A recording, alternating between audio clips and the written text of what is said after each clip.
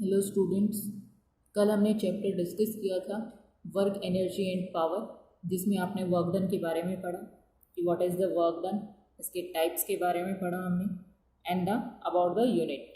ठीक है, तो हमने वर्क डन के बारे में कंप्लीट इन्फॉर्मेशन गेन की थी उस टाइम पे। Then we are discussing here some numericals related to the work done. ठीक है, जो कि आपके पास में वर्क डन से रिलेटेड है, वो न्यूमेरिकल्स हम यहाँ पर डिस्कस करने वाले हैं। ठीक है, तो आपके पास में फर्स्ट न्यूमेरिकल में आता है ए फोर्स ऑफ 100 न्यूटन। ठीक है, फोर्स है आपके पास में 100 newton act through a distance of 10 metre. कितनी डिस्टेंस के लिए हो रहा है? 10 मीटर के लिए। Calculate the work done. ठीक है, तो जब कोई न्यूमेरिकल सॉल्व करते हैं तो सबसे पहला काम क्या होता है आपके पास में सॉल्यूशन के लिए, कि आपके पास में गिवन क्या है, आप सबसे पहले उसको लिखते हैं। फर्स्ट स्टेप क्या होता है आपके पास में, गिवन क्या है।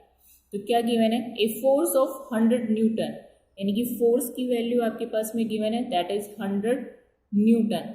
वे remember about the unit, force की एसआई यूनिट क्या होती है? न्यूटन, और यहाँ पर भी फोर्स न्यूटन में गिवन है आपके पास में। ठीक है, इसके बाद में सेकंड थिंग क्या गिवन है आपके पास में? डिस्टेंस, या फिर हमें क्या चाहिए? डिस्प्लेसमेंट, जिसको हम किससे डिनोट करते हैं? एस से, that is equal to 10 metre, और इसकी भी एसआई यूनिट क्या होती है? मीटर।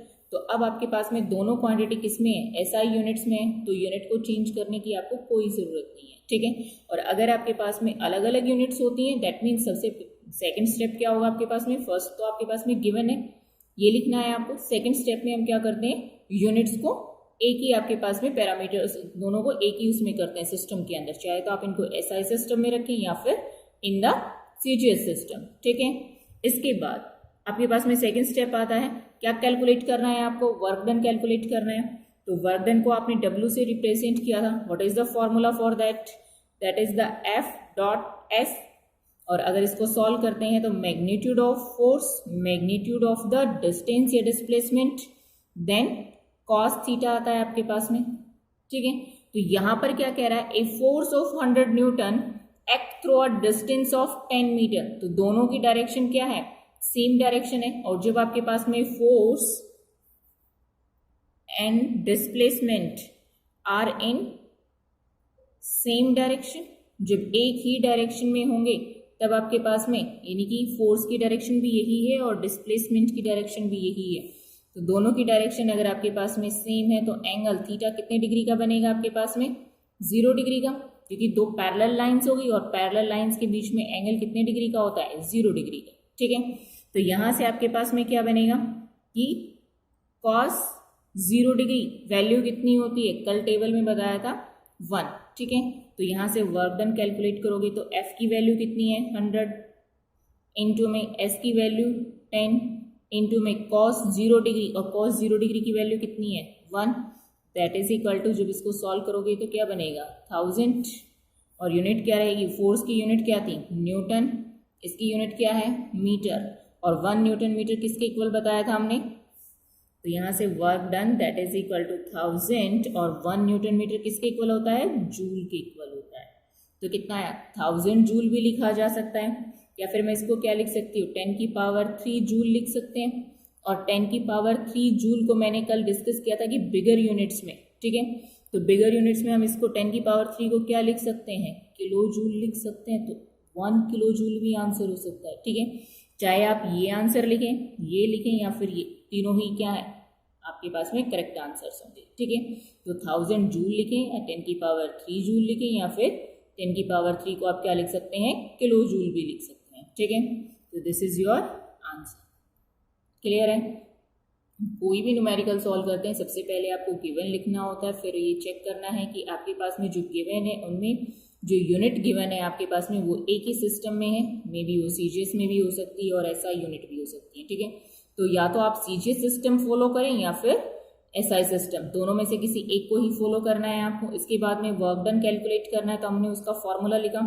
एफ की वैल्यू हमें गिवन है, एस की वैल्यू हमें गिवन है, किसकी वैल्यू चाहिए? हमें कॉस थीटा की वैल्यू चाहिए। इसका मतलब है कि आपके पास में फोर्स और जो आपके पास में डिस्प्लेसमेंट है दोनों ही किसमें है? सेम डायरेक्शन में। दैट मीन्स थीटा की वैल्यू कितनी हो गई? 0 डिग्री, और कोस 0 कितना होता है? 1।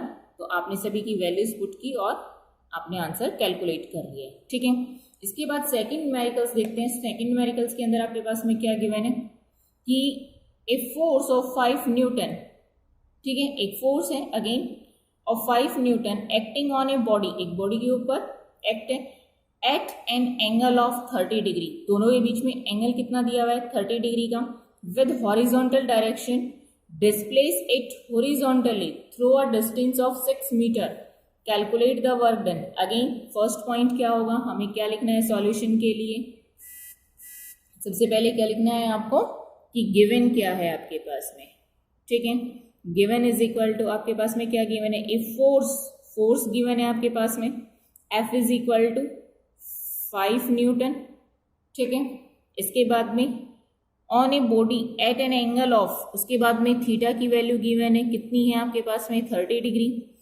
With horizontal direction displace it horizontally through a distance of 6 metre, ठीक है, तो आपके पास में डिस्टेंस कितनी गिवन है या डिस्प्लेसमेंट कितना गिवन है 6 मीटर, ठीक है।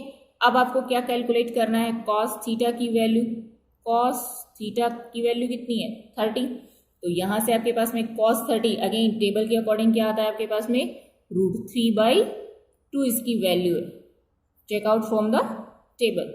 देन आपके पास में क्या होगा, वर्क डन कैलकुलेट करना है, तो वर्क डन के लिए फॉर्मूला क्या था, F.S that is equal to magnitude of force, magnitude of displacement या डिस्टेंस, या फिर कॉस थीटा, ठीक है।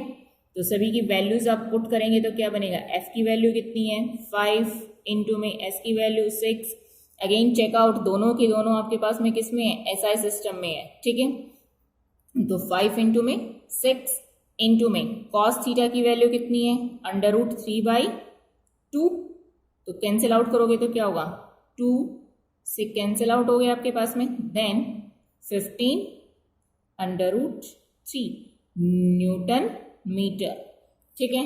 और क्या लिख सकते हो आप इसे, work done is equal to 15 √3 और 1 न्यूटन मीटर किसके इक्वल होता है, जूल के।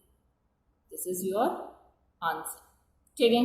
तो इस तरीके से आप न्यूमेरिकल सॉल्व कर सकते हैं, ठीक है, कि आपके पास में सब अगर एंगल दिया हुआ है, जैसे यहाँ पर आपके पास में एंगल गिवन था, इससे पहले वाले न्यूमेरिकल्स में क्या था कि वर्क आपको सीधा गिवन था कि फोर्स और जो आपके पास में डिस्प्लेसमेंट है या डिस्टेंस है वो क्या है, सेम डायरेक्शन के अंदर है, तो सेम डायरेक्शन में है, दैट मीन्स आपको पता होना चाहिए कि सेम डायरेक्शन का मतलब है दो पैरेलल लाइंस, तो पैरेलल लाइंस के बीच में एंगल कितने डिग्री का बनेगा 0 डिग्री का। अगर अपोजिट डायरेक्शन में होते तब क्या करते आपके पास में, फोर्स की डायरेक्शन फॉर एग्जांपल ये होती और वर्क डन डिस्प्लेसमेंट की डायरेक्शन ये होती यहाँ से, ठीक है, तब आपके पास में एंगल कितने डिग्री का बनता 180 डिग्री का, ठीक है, और 180 डिग्री बनने का मतलब क्या था आपके पास में, कॉस 180 कितना हो जाता -1, तो आप कॉस की जगह पे वैल्यू क्या पुट करते -1 पुट करते और अपना आंसर वहां से सॉल्व कर लेते, ठीक है। Now after the numericals our next topic is the energy, ठीक है, वर्क डन हमने कैलकुलेट कर लिया था, अब हमारा जो नेक्स्ट टॉपिक आता है that is about the energy. Energy क्या होती है, ठीक है, तो आपने सुना होगा कि हम कहते हैं कि some students are more energetic, some students are very lazy, ठीक है, तो इन सब का मतलब क्या होता है, इफ़ यू आर सेइंग कि some students are more energetic that means they have more capability, ठीक है, उनकी कैपेसिटी क्या है आपके पास में ज़्यादा है फॉर डूइंग वर्क, ठीक है, काम करने की जो कैपेबिलिटी है उनकी या जो कैपेसिटी है वो आपके पास में क्या है ज़्यादा है, ठीक है। लेजी स्टूडेंट्स हैं या लेजी पर्सन है कोई भी आपके पास में, दैट मीन्स उनमें जो काम करने की जो पावर है या जो क्षमता है वो क्या है आपके पास में कम है, ठीक है। तो आप डेली लाइफ में जो काम करते हो उनको काम करने के लिए क्या चाहिए, रिक्वायरमेंट किसकी होती है, एनर्जी की, ठीक है। अगर आपके शरीर में some energy, you feel some energetic, जैसे आप खाना खाते हैं आप में क्या आती है एनर्जी आती है, ठीक है, तो वो एनर्जी आपके पास में कहाँ से आ रही है, खाना खाने की वजह से आ रही है एक तरीके से, ठीक है। तो जैसे ही आपके पास में एनर्जेटिक होते हैं आप, तो क्या होता है आपके पास में, आप कुछ काम जो भी काम करते हैं वो बेसिकली अच्छे तरीके से कर पाते हैं या मोर इफेक्टिवली कर लेते हैं, ठीक है। बट अगर यही चीज़ें आपके पास में, अगर आपके पास में एनर्जी ही ना हो, तब आपसे कहा जाए कि आप कुछ काम करने के लिए, तो क्या होगा, वो काम आपके पास में क्या होता है, एक तरीके से आप उसको अच्छे इफेक्टिव तरीके से नहीं कर पाते हैं, या फिर आप कुछ ऐसा भी हो सकता है कि एनर्जी बिल्कुल ही नहीं है, दैट मीन्स आप उस काम को अच्छे से या कर ही नहीं सकते हैं, ठीक है। तो बेसिकली आपके पास में एनर्जी क्या बनेगी फिर यहाँ से, तो एनर्जी आपके पास में क्या होती है, that is the capacity of doing work, ठीक है, क्या होती है capacity of doing work done, ठीक है, कुछ काम करने की जो क्षमता होती है वो आपके पास में क्या कहलाती है, एनर्जी कहलाती है, ठीक है। तो ये आपके पास में क्या हुई, एनर्जी हो गई है। देन अब आपके पास में बारी आती है कि व्हाट इज द यूनिट, आपके पास में यूनिट क्या होगी, एनर्जी को आप किस चीज़ में मेजर करेंगे फिर, ठीक है। तो हमने क्या कहा है, the capacity of doing work is known as the energy, ठीक है। तो वर्क डन की ऐसा यूनिट क्या थी आपके पास में, ऐसा यूनिट ऑफ वर्क डन क्या थी आपके पास में, जूल। तो यहाँ पर भी आपके पास में एनर्जी को अगर आप कैपिटल ई से डिनोट करते हैं तो एनर्जी की ऐसा यूनिट क्या होगी, जूल ही होगी, ठीक है। और 1 जूल किसके बराबर था, 1 न्यूटन मीटर के बराबर है, ठीक है। तो एनर्जी आपके पास में और वर्क डन दोनों ही मैथमेटिकली क्या है, इक्वल है। यानी कि अगर आपने किसी चीज़ के लिए वर्क डन कैलकुलेट कर लिया है, दैट मीन्स वो किसकी वैल्यू देगा आपको, एनर्जी की वैल्यू देता है, ठीक है। यानी कि दोनों के लिए सेम कैलकुलेशन रहेगी आपके पास में, सेम चीज़ें हैं यहाँ पर, ठीक है। इसके बाद में अगेन कि आपके पास में एनर्जी आपके पास में क्या होगी कि 1 जूल कब कहलाएगी एनर्जी, या 1 जूल एनर्जी को डिफाइन करने के लिए कहा जाए, जैसे आपने वर्क डन को आपने 1 जूल को डिफाइन किया था और डेफिनेशन क्या बनी थी कि work done will be 1 joule when 1 newton force apply, या फिर due to the 1 newton force having displacement of 1 metre, ठीक है। वो आपके पास में क्या था, वर्क डन कहा था आपने। तो इसी तरीके से 1 जूल एनर्जी कब होगी आपके पास में कि 1 joule of energy, it means the body has capacity of या capacity to do 1 joule work, 1 joule कार्य करने की जो कैपेबिलिटी है आपके पास में, जो कैपेसिटी है, that is known as the 1 joule energy, ठीक है।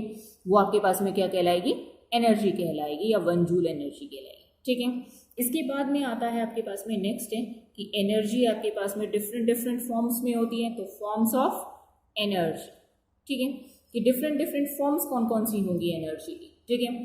तो आपने ये सुना होगा कि आप डेली लाइफ के एग्जाम्पल से ही स्टार्ट करते हैं। तो यहाँ पर भी आपके पास में आप चल रहे हैं, वॉकिंग है, ठीक है। तो ड्यू टू द वॉकिंग कौन सी एनर्जी होगी, ड्यू टू द वॉकिंग आपके पास में काइनेटिक एनर्जी होती है, प्लस और क्या एनर्जी होती है, हमने कहा था कि आपने जब फोर्स अप्लाई किया तो क्या होता है, उसमें कुछ डिस्प्लेसमेंट होता है। Due to the displacement, due to the displacement क्या होगा, ये तो मोशन की वजह से था।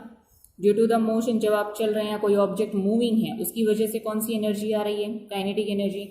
ड्यू टू द डिस्प्लेसमेंट कौन सी एनर्जी आती है, potential energy. These are the form of the energy, ये भी एनर्जी ही है, ये भी आपके पास में एनर्जी है, but these are the different forms of the energy. इसके बाद में जो आपके पास में फर्स्ट, जो हम जिसको बोलते हैं, दैट इज द, जो फर्स्ट फॉर्म आती है आपके पास में, वो आती है मैकेनिकल एनर्जी, ठीक है। कौन सी, मैकेनिकल एनर्जी। तो मैकेनिकल एनर्जी क्या होगी अब आपके पास में, मैकेनिकल एनर्जी होती है the sum of the kinetic energy plus potential energy, that is known as the mechanical energy. Mechanical energy अगर आपसे कैलकुलेट करने के लिए कहा जाए किसी ऑब्जेक्ट की, तो आप क्या करेंगे, पहले आप उसके लिए काइनेटिक एनर्जी कैलकुलेट करेंगे, फिर पोटेंशियल एनर्जी, और दोनों का सम क्या देगा आपको, मैकेनिकल एनर्जी की वैल्यू देगा, ठीक है। तो फर्स्ट फॉर्म आपके पास में कौन सी हो गई है, मैकेनिकल एनर्जी। सेकेंड फॉर्म आती है आपके पास में हीट और थर्मल एनर्जी, ठीक है। तो हीट और थर्मल एनर्जी आपको कहाँ से मिलेगी, ये आपके पास में ड्यू टू द, क्या लिख सकते हैं, ड्यू टू टेम्परेचर। जैसे जैसे टेम्परेचर इंक्रीज होता है वैसे वैसे आपके पास में क्या आती है, हीट या थर्मल एनर्जी मिलेगी आपको, ठीक है। इसके बाद में थर्ड फॉर्म आती है आपके पास में केमिकल एनर्जी, केमिकल। तो केमिकल एनर्जी आपने कहाँ पढ़ी है, केमिस्ट्री में पढ़ते हैं आप, कि जब भी आपके पास में क्या होती है, रिएक्शंस आपस में करवाते हैं, तो ड्यू टू दैट रिएक्शंस आपके पास में जो केमिकल रिएक्शंस फॉर्म होती हैं, तो क्या होता है, वहां पर भी कुछ अमाउंट में एनर्जी रिलीज होती है। तो एनर्जी फ्रॉम कहाँ से, from the chemical reactions, reactions की वजह से, जो केमिकल रिएक्शंस की वजह से जो एनर्जी आ रही है वो क्या होगी, केमिकल एनर्जी कहलाएगी आपके पास में। नेक्स्ट जो फोर्थ फॉर्म आती है आपके पास में वो कौन सी है, साउंड एनर्जी। ठीक है, जो आपके पास में साउंड है वो भी क्या है, it's a type of the energy. ठीक है, तो ये भी आपके पास में क्या है, तो यहाँ पर भी आपके पास में क्या होता है, साउंड किस वजह से जनरेट होती है, ड्यू टू द वाइब्रेशंस। ठीक है, तो आपके पास में वहाँ पर भी वाइब्रेशन की वजह से स्प्रिंग वाइब्रेशन होंगी, स्ट्रिंग वाइब्रेशंस होंगी, उनमें आपके पास में क्या होगी, साउंड प्रोड्यूस होती है, तो वो आपके पास में साउंड एनर्जी कहलाएगी। ठीक है, देन नेक्स्ट फॉर्म जो आती है आपके पास में, इलेक्ट्रिकल एनर्जी पढ़ी थी आपने, कौन सी पढ़ी है, इलेक्ट्रिकल एनर्जी। तो इलेक्ट्रिकल करंट पढ़ा था आपने उस चैप्टर में, इलेक्ट्रिकल एनर्जी भी पढ़ी होगी इलेक्ट्रिसिटी वाले चैप्टर में। ठीक है, तो यहाँ पर आपके पास में इलेक्ट्रिकल एनर्जी कहाँ से आएगी, ड्यू टू मूविंग इलेक्ट्रॉन्स। ठीक है, due to the moving electrons in any conductor, किसी भी कंडक्टर के अंदर due to the moving electrons के मोशन की वजह से जो एनर्जी आती है that is called the electrical energy. ठीक है, देन 6 जो नेक्स्ट फॉर्म आती है आपके पास में that is the solar energy. Solar energy आपको कहाँ से मिलेगी, ड्यू फ्रॉम द सन जो भी आपके पास में एनर्जी आती है वो कौन सी फॉर्म में मिलती है आपको, सोलर एनर्जी की फॉर्म में मिलती है। एंड नेक्स्ट इज द आपके पास में नेक्स्ट फॉर्म कौन सी है आपके पास में, न्यूक्लियर रिएक्शंस या न्यूक्लियर एनर्जी। और ये एनर्जी आपको कहाँ से मिलेगी, due to the nuclear reactions. जब आपके पास में न्यूक्लियाइज की रिएक्शंस होती है या उनके ऊपर या फिर न्यूक्लियस की इलेक्ट्रॉन्स के साथ में, तो उनमें आपके पास में क्या होती है, इलेक्ट्रॉन्स की जब उन पर बम्बार्डमेंट होती है दैट मीन्स वहाँ पर एक high amount of energy release होती है। ठीक है, उस एनर्जी को आप क्या कहेंगे, न्यूक्लियर एनर्जी। ठीक है, तो यहाँ पर आपके पास में सबसे पहले था एनर्जी क्या होती है, that is the capacity of doing work. ठीक है, उसके बाद में आपने क्या पढ़ा कि व्हाट इज द यूनिट, ऐसा यूनिट क्या होती है एनर्जी की, जूल। ठीक है, 1 जूल को आपने डिफाइन किया। इसके बाद में different forms of the energy, और आपके पास में डिफरेंट फॉर्म्स में क्या है, मैकेनिकल एनर्जी जो आपके पास में काइनेटिक प्लस पोटेंशियल एनर्जी है, हीट और थर्मल एनर्जी। उसके बाद में chemical, sound energy, electrical energy, solar energy and the nuclear energy. These are the different form of the energy. आपको एनर्जी इन डिफरेंट फॉर्म्स में मिलती है। ठीक है, और ये सारी की सारी फॉर्म्स आपके पास में आप इनसे नॉन है।